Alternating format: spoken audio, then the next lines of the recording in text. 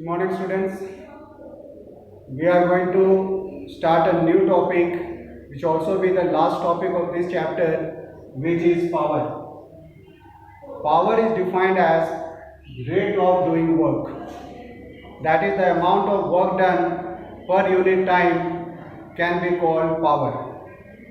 And its SI unit is watt. In short, we can write W. Now suppose a body performs W work in time t, then the power spent by the body can be given as P is equal to W by T, where W is the amount of work done by the body and T is the time taken to complete that work. So the power spent by the body will be given as W upon T.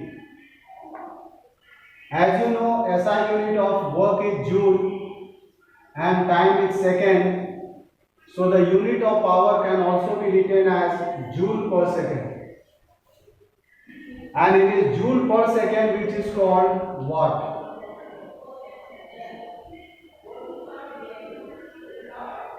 Now from here it is clear that power spent by the body depends on two factors, that is work done by the body or the amount of work done by the body and the time taken to complete the work. Here one thing is to be noted here, that if the body complete the work in less time, then the body is going to spend more power. For example, if a body A does 10 joule of work in 2 seconds, then the power spent will be 5 joule per second. But if the body does 10 joule of work in 1 second, then the power spent in this case will be 10 joule per second or 10 watt. So here you can see that if the work is done in less time, then the power spent is more. So in second case, it is clear that 10 watt or 10 joule per second is the power spent by the body, which is more than the body A.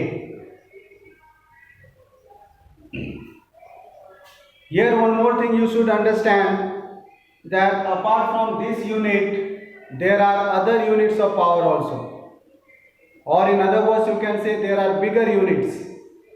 But remember, SI unit is always watt.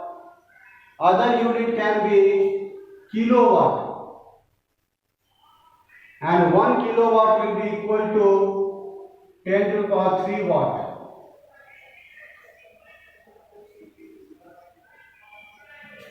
We have 1 megawatt also, which is equal to 10 to the power 6 watt. And we have a bigger unit even more than this, which is called horsepower. So we can write 1 horsepower is equal to 746 watt. So these are the various units of power. I hope it is clear. Now I will show you one sums how to solve problems based on power. Let us see.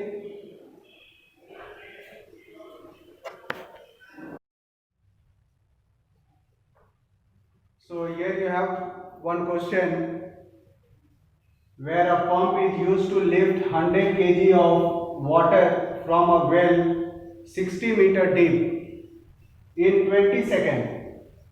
If force of gravity on 1 kg is 10 Newton, then you have to find the work done, potential energy, then power spent, and also power rating of the pump. Let us see, we can start one by one. Answer number A, where you have to find out the work done. And as you know, work is equal to force into distance. and force can be the mass into the force of gravity, which is 10 Newton. Because whenever we are lifting any body of certain mass against the gravity, a force will act on that body. And is given for 1 kg, the force acting is 10 Newton. So for 100 kg, the force acting will be 100 into 10. So you can write the force acting will be 100 into 10. And the distance is 60 meters. So work done will come equal to, that is 60,000 joule. Coming to second question, which is potential energy. Potential energy is equal to M into G into H, where you can take M into G is nothing but the force, because mass when acted upon by acceleration due to gravity, this together will become the force, and the force we have already taken 100 into 10. So again we can write 100 into 10 and H is 60, where you find the answer is same, that is 60,000 joule. And we also know the fact that when we do any work, certain amount of energy will be stored, which will be same as the amount of work done on that body. Here the amount of work done is 60,000 joule, so the energy stored, here the energy stored is potential energy, which will also be 60,000 joule only. Coming to number D, the power spent. Power spent. Just now we have seen P is equal to W by T. So here W is the amount of work done, which is 60,000, and the time taken here is 20 seconds given. So we can cancel this. So as a result we are getting 3000 watt. And the last is power rating of the pump. Since the work is done by the pump, and usually the pump will have the power rating less than the actual power imparted to the pump. But here we can assume that the pump does not have any friction and is weightless. So we can assume this pump to be an ideal pump. In that case there is no loss in the power, and so power will be same in this case. So power rating of the pump will also be equal to 3000 watt. In higher class you will study why the power rating of the pump will be less than its actual power.